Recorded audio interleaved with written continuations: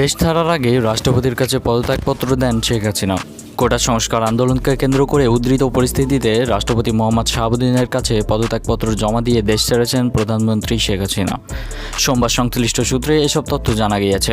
বার্তা সংস্থা এএফপি এর প্রতিবেদনে জানিয়েছে, চলমান পরিস্থিতিতে দেশ ছেড়েছেন প্রধানমন্ত্রী শেখ হাসিনা।